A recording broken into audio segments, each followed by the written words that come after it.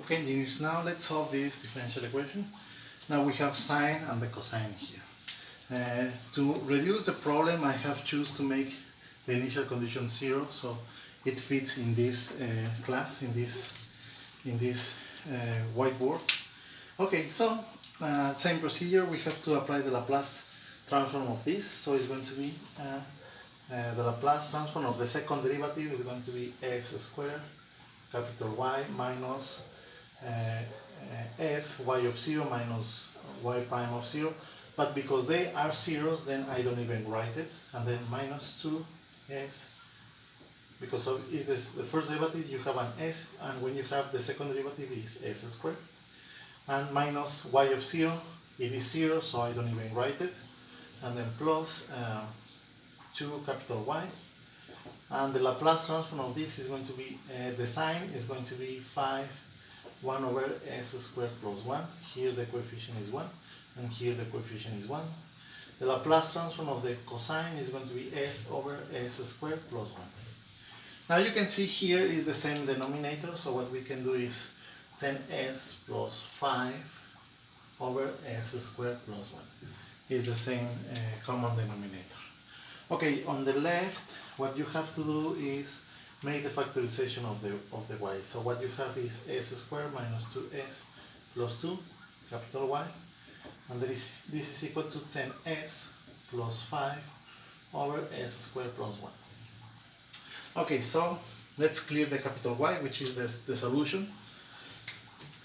Capital Y is going to be equal to 10s plus 5 over s squared plus 1, and then this as a division, s squared minus 2s plus 2. Okay, now we have to find, this is the solution, but the solution is in the s domain. What we need is to bring back that solution as a y of t. So that is why we have to do the partial, the inverse, the Laplace inverse. Okay, so that means that we have to do partial fractions for this. Okay, so what are the partial fractions? Let me write here, this is the procedure of the partial fractions. 10s plus 5 over s squared plus 1, s squared minus 2s plus 2. And the partial fractions are like this. Well, the roots of this is s equal to I plus and minus I, the first two roots. And then the other roots are like this, s equal to 1 plus minus I. Okay? You can check this by doing the chicharronera, but those are the roots. Both happen to be imaginary roots. Okay, so the partial fractions will be something like this, as plus b over s squared plus 1, and then cs plus d over s squared minus 2s plus 2. Okay, so let's use the Heaviside method to find the values of a, b, c, and d. Okay, so let's do it. For the first one, for this fraction, as plus b is equal to, now on this fraction what you have to cancel is s squared plus 1, so it's going to be 10s plus 5 over s squared minus 2s plus 2, and then you make s equal to the root, and the root is equal to I. You can choose minus I, but the result is going to be the same, so it's no difference. Okay, so where's the result of this? So on the left, what you have is AI plus B, and on the right, what you have is 10I plus 5 over, here is going to be I squared minus 2I, and then plus 2. Remember that the I squared is equal to minus 1, so what is the result of this? It's going to be 5 plus 10I. I just follow the convention of writing first the real and then the imaginary part. And here is going to be minus 1 plus 2 is just going to be 1 minus 2I. Okay, next step is to multiply these times the conjugate of this, so it's going to be 1 plus 2I and 1 plus 2I. Okay, what is the result of that? On the left, we still have b plus ai, and again, first the real and then the imaginary part. But on the left, what we have is, be careful with the multiplications. 5 times 1 is equal to 5, and then plus 10i, and then plus 10i, and then plus 20i squared. In the denominator, because it is the square difference is going to be 1 plus 4. Remember that the I squared is negative and the minus becomes positive. Okay, so what is the result of this? This I squared is minus 1. So minus 20 plus 5 minus 15 over 5. Okay, and then the imaginary part, 20 plus 20 over 5i. So b plus ai is equal to, this number becomes minus 3, and the other number is 4i. So here is very clearly what are the values. B is equal to minus 3 and a is equal to 4.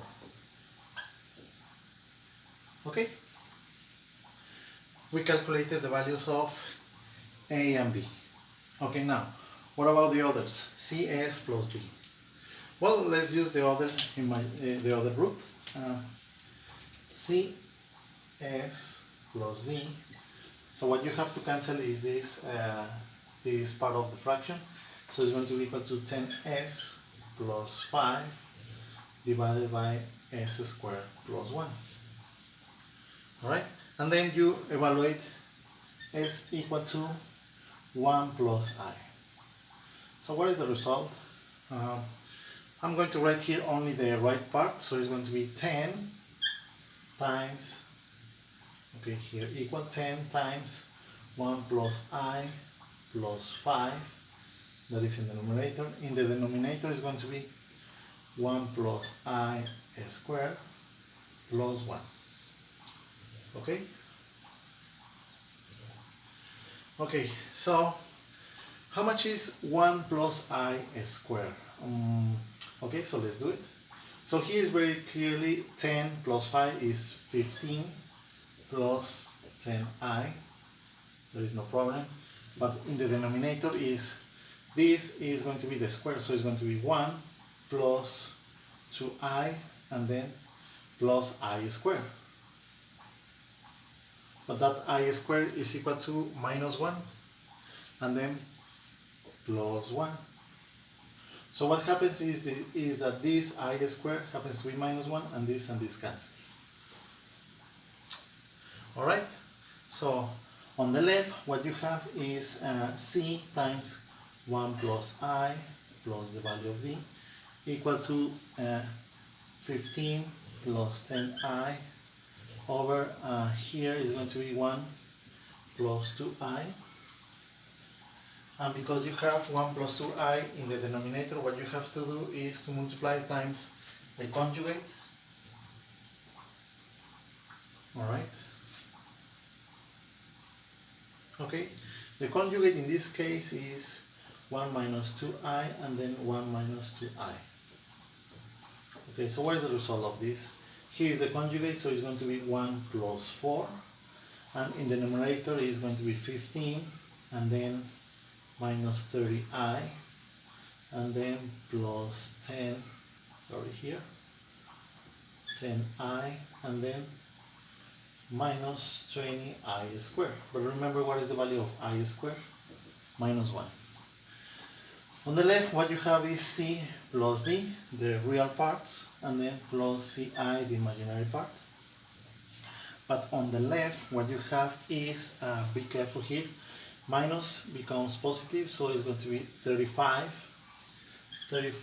over 5, alright? And then this and this is going to be minus 20 over 5i number. So that is equal to 35 over 5 is going to be 7, is equal to 7 minus 4i. So that means that c plus d must be equal to 7, the real part, and c must be equal to minus 4. Right, so if C is equal to minus 4, then D is equal to how much? Minus 4 to the other side, 11.